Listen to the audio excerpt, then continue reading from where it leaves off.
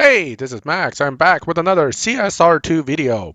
So, we just did a stage 5 tune for the Audi Vorsteiner, and now I'm going to bring you a similar discussion for the Bugatti Chiron, which was a Golden Cup car some time ago.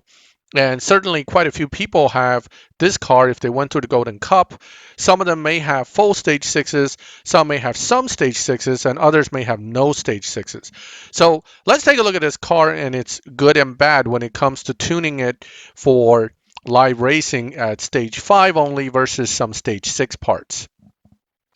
The Chiron has a particular setting with stage 5 only or less that allows it to substantially defeat dyno. One of the key points of defeating dyno with my style of tuning is that you're talking about a grip induced down tune. I always call it that because it is a triggering point between power and grip. You can find this point in many cars at different levels of upgrade, and at some point when it's fully upgraded, it may not be able to do this at all. And that is kind of the way this game works. Every car is different. Some cars can keep triggering this all the way until they're fully maxed. Other cars, by the time they're fully maxed, are running 0, 100, and 2.0 final drive. Therefore, there's no more way to further down tune it. It basically stays at that. Now, most of the faster accelerating cars have more grip and therefore is capable of doing something like this due to reduced grip. HS Customs, the Chiron, the Veyron, and quite a few other cars, many of the Ferraris, they all have this capability. So it is something that you should look for when you're playing with the car.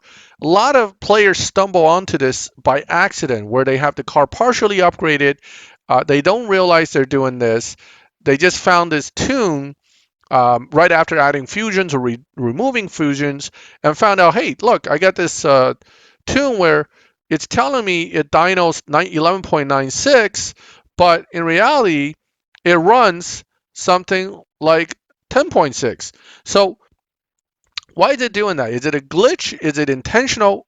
I don't know. I'm not going to look into that, nor do I care. What I care about is if I am able to trigger this, then I am able to get a dyno beating car. Now, Natural Motion doesn't want you to obviously beat dyno by a second and a half against other players in the lobby when the lobby bracket is only 0.3 seconds difference between the fastest and the slowest on a general point. So when you do this, they're going to punish you by slowly moving you to faster lobbies. However, that doesn't change the fact what this car can do. And what it can do, and many other cars can do, is that it can hit the dyno before the Evo drop and still has the dyno after the Evo drop. So despite the fact that dyno's 11.9, it runs 10.7 or 10.6. Again, let's take a look at the dyno, 11.9. 1 point above, the dyno changes to 10.6. Not an easy car to drive at full Evo, so hitting that dyno at 10.6 is not that easy. Now, what about if I want more Evo points? That's kind of low, right? 514 really isn't that much. Well, that's where you're kind of stuck with stage 5 because stage 5 tire can only grip so much. If you start adding more power, lowering the tire pressure no longer allows you to trigger the Evo drop and therefore no real dyno beating tune. You can still beat it somewhat with good driving, which is normal. You may be able to beat it with some particular fusion settings, which gives you a little bit of an edge on it as well. Someone, for example, on my channel today was discussing this with me that they have a particular setup and it runs great. It runs a few tenths under dyno, but it's not using stage 5 or stage 6 tires. They were actually using stage 3 tires. So understand that there are different ways to get the job done. But what happens to this when you add more of these? Well, if you start adding stage 6s, what happens is you're still maintaining the triggering point by adding stage 6 tire because now you have more grip. And if you don't add power, meaning you're not adding these 3 that much, or even if you are, as long as the power doesn't exceed the grip, you can still maintain a increase without a huge increase. Now here we had a big jump. So that might have jumped up to a normal Evo tune. If we lower it by a little bit, you can see what the effects are. it is not quite dropping back to where it was, right? But if you lower one more without the power adder, boom, back to 598. So you can use the power adders, but what can you add? You can add nitrous. That will add points without triggering any kind of a jump. It simply adds some evo points. You can add body. Again, usually does not trigger the jump because the grip isn't that influenced by it. And then finally, you can add transmission, which will also give you performance without power. Therefore, should not fully trigger the difference. When you have those particular stage 6s installed with fusions, you'll find that your car now has a lot better evo. Now, 1000 plus is what I'm always looking for because without that, you're not getting full points. 10.064, but what can it really do? Can it do better than that? Well, let's bump it up and see what happens. There it is. Big bump. What can it actually do? 9.1. So it's still about a second off from what it can do versus what it dynos. And that gives you a car that is absolutely deadly in live, provided, of course, you're careful with it and not going to drive it into the ground. And I have a lot of cars set up this way. I use it this way because, well, I like to win. Plus, just because I know other people can do this too, and I would like to err on the side of caution where I can at least compete if I run into another player with a similar dyno beating car, so I'm not just getting run over. Now, I am not going to always fight them to the bitter end. If I realize they're going really, really quick, I may just let it go because it's not worth it. But let's assume we run into the average guy and we're just racing. There's no swapping going on. So if I can get a challenge here, all right, let's take one of these guys. Now, these cars right here, Bach Mono, another dyno crusher that's easily tuned to do it. A lot of these guys are pretty confident in their ability to win. So they're not going to look to race you and lose. They're going to race you all out. He doesn't have any swap symbols. I don't have any swap symbols. So it's let's get it on. Okay, see who's got the car that's going to run faster. Mind you, the bracket is 10.0, so the fastest you should do in here is no faster than a 9.80, or you might get bumped up to the next lobby up. And you don't want that. So you want to win, but you don't necessarily want to win with too much of a margin. You just want to win with enough of a margin to win. And that's something like this where I'm a little bit faster, but I'm not hugely ahead of them like I could. I still ran under 9.8. Notice that's a 10.0 lobby. He's running 9.874. I had to run a 9.7 to beat him. Of course, I didn't keep it as close as I could. That will likely bump me up to the next bracket if I do that more than once or twice in a row. So 10.0 is not the greatest place to be to start with. I would rather be in something like a 10.4 running 9.9s, or 10.4 running 10.1s, I should say, rather than 10.0 running 9.7, because that's already on the upper edge of a lobby. And then if you're running under it by that much, the chance of you being pushed into a greater lobby is very good. Okay, this guy's going to bet me money he's going to lose money. Yeah, raise refuse. I figured as much. So you don't want to, come out betting money unless you're pretty sure that you're the guy that's going to be winning the match, right? So I'm confident running a full second under that it won't be an issue for me to beat him if I wanted to. And if he wants to raise money, I'll take the money.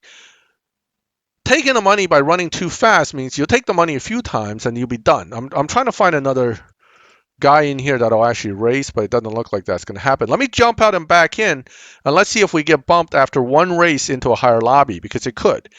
I did a 9.7, mind you, that'll put me in the 9.8 lobby potentially, and that lobby can run as low as 9.6s or high 9.5s. So if you go into 9.7 lobby, this car will now all of a sudden be less competitive. Now this is definitely a different lobby, but whether it's faster, we don't know. It could be the same, because there could be 6 lobbies all running around the same time range, depending on how many players are on. So, okay, let me find somebody who's not swapping and just race them. I'm a goat. Oh. Let's see. AH30. Nobody's available? Really? Wow, everybody's busy. Must be a good night. I'm not sure I want to raise Grunt. Oh, Drowsy Aristocrat. That's good. That is if it matches. That is a dyno beating car as well. So depending on how he has it tuned, we may have a good race here. So again, there are two ways I could do this. I could either not use nitrous first and then try to use it as he catches up, or I could use nitrous first and then just slow the hell down at the end, which is a better and safer method because you can't make the car go faster. You can always slow a car down. So I'm going to do the second method where I'm just going to run it and nitrous and get that lead on him. Okay, and I'm going to leave it in 5th gear and see if he catches up because he probably will. Move it to 6, keep it close. Now, he is running pretty fast. That's probably a 9.5 run. 9.6, 9.5 for me. Notice I've been bumped. I told you that that one 9.7 is likely to put me in the 9.8 lobby. People in 9.8 tend to run 9.6. I just had to run a 9.5. Now, it may very well push me to the 9.5 lobby where I have to run 9.3s. That's going to kill this car pretty quick if I keep that up. So what I'm going to do is I'm going to go out. I'm going to remove those parts, move the car down, and run it slow and keep it where it needs to be, which is a usable lobby. So keep in mind, yes, you can use these tunes. Yes, it will win, but no, you're not going to win forever. If you don't know how to reset your car, you're screwed. Okay, you're going to kill this car, which is a great car, so I don't suggest you to do that. And sooner or later, you're not going to be able to make any points with this car. So what I'm doing here is I'm slowing the car back down, okay, quite a bit. Maybe I won't do that. Let's just take out nitrous instead, because I don't want to go all the way down to like, here we go. 900 some is still good. It still gives you a decent amount of RP when you finish a race. Anything over 1,000 is generally close to full RP, with really the major differences from there would be like between 1,200 and 2,000 Evo. There'll be like a little bit more difference. But for the most part, once you're over 1,000, you're going to get full RP. Okay, 10.8. But really, this car is going to do, I would say, 9.8. All right, 1 second difference. Okay, still 1 second difference. Now, 1 second difference is a lot. So you want to be careful there. What you can do is you can slow the car down some more, but it doesn't really help. You can speed it up a little bit, but that doesn't really make that much of a difference either. So you just kind of leave it where it is and just drive it carefully. Now, when you change the dyno again like this, you will possibly be put back into a normal bracket where you can have a chance. But if your car's already bumped, it's still going to stay bumped. So let's say we have 10.8. This should be a 10.6 lobby with people running close to 10.4s.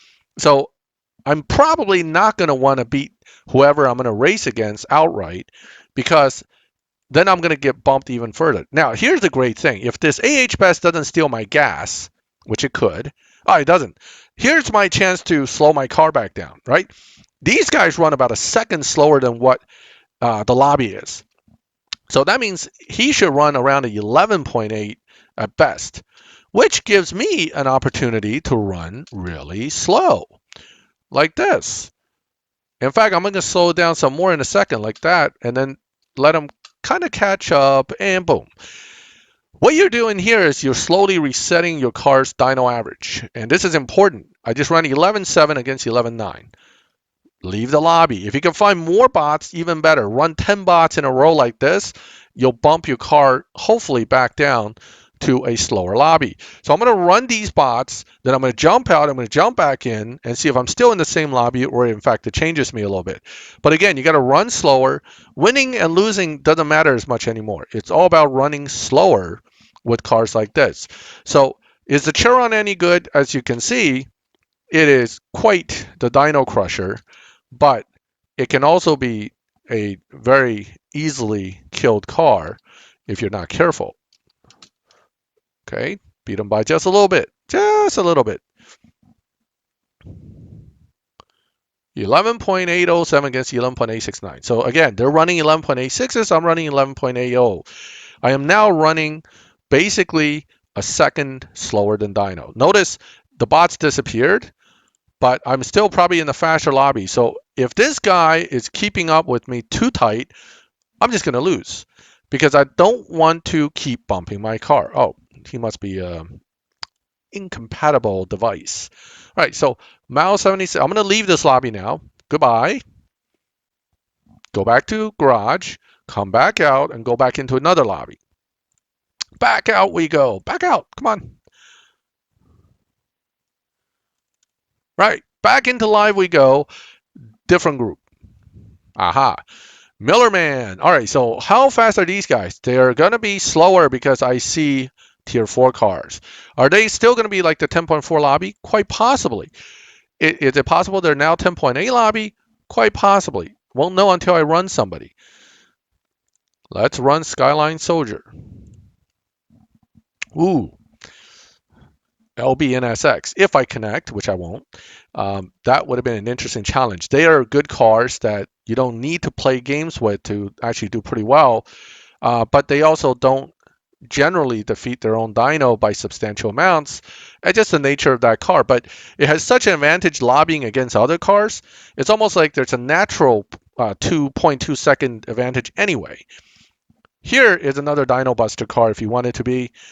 This car, chances are it's not dyno busting tune, but let's see what he runs. Again, I'm going to be careful here, and I'm not going to try to run it super fast because it would kill my car.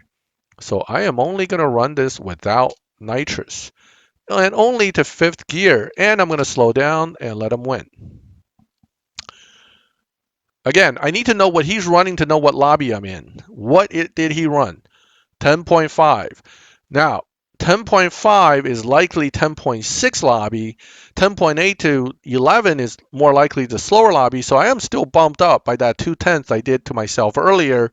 That didn't change. I got to be careful. One thing I can do is continue to look for bots, get the car reset down. I could swap with somebody and run slow. But bottom line is I don't want to keep running it fast. Now, the easiest way to reset your car without having to artificially slow down so much is to bump your Evo back up to full Evo, like so. Now, that tells me I should be in a 9.8 lobby running against people that run about 9.7 to 9.6s. Those are generally the more competitive opponents, but you can get somebody as slow as 10.0. This again confirms your bump, right? If you're in this lobby, cars are running much quicker, you're confirming the bump. I am back with I am GOAT. If you recall, I was in this lobby earlier and I raced somebody else in the lobby and that was after my slight bump, right? So that's good and bad because I forgot what the people in this lobby ran. so now I'm still as lost as I was when I first came in, but I'm going to challenge hopefully somebody and figure out where exactly I am at. With the full Evo tune, this car's not as easy for me to get dyno with. I'm going to try my best anyway, if I can get a race. And I can't with that guy, but, let's find somebody who can race. All right, he can accept, and he chooses to. All right, and we're on. Vorsteiner RAVRS, dyno beating car. Probably running at least a 10th or so under dyno if the guy knows what he's doing. So that will give me an easy mark on where I am with this. All right, so this time I'm running it all out because, well, no point to slow down since I'm not going to beat dyno anyway. And I'm about 10th under dyno. And he ran right 9.8. That's good. This means I may be back to my normal lobby because technically my dyno is 9.8. So that's a good sign. If I run in here, I lose once or twice, I go back out, I down to it. So you can kind of switch back and forth with this to get what you want. So this has turned into a much bigger discussion than just stage 5 tune for the Chiron. It's a little bit more about both down tuning, using it and abusing it and not getting beat up. So really that quick? I don't recall. Oh wait, maybe it's stuff I upgraded earlier. Bottom line is this car is a good dyno busting car. It is going to be good in live. It's going to be good for map racing where you need to beat dynos. Any tier 5 event where the PPE range isn't limited and you need to beat dyno with and just to win. Running the prize cup, for example, this car would easily do that very well. It's ultimately a very fast car too, in the mid 7s. So, or is it high 7s? I think it's 7.7 or 7.6, but it is a very fast car, very easy to drive. Definitely worth investing if you have the fusions and the stage sixes. If you're missing parts, missing fusions, depending on how much you're missing, the car's going to be very different. So be careful there. Don't build a tier 5 car if all you got is 14 fusions. Waste of your 6-7 million credits. Okay, build it. Remember, it needs about 128 fusions, but a good third of that will be almost a third of this is going to be epics. So you're going to need at least 30 plus epic fusions of various types. Make sure you check your fusions. If you don't have them, don't build a car yet. You have other options that are better, like Ferraris, where you can easily get fusions, Audis, McLaren, Lamborghini, okay? Bugatti and some of these other more unique brands that does not have a dealership equivalent can be very hard to get fusions for. So be patient. Make sure you have the fusion collected before you try to use it.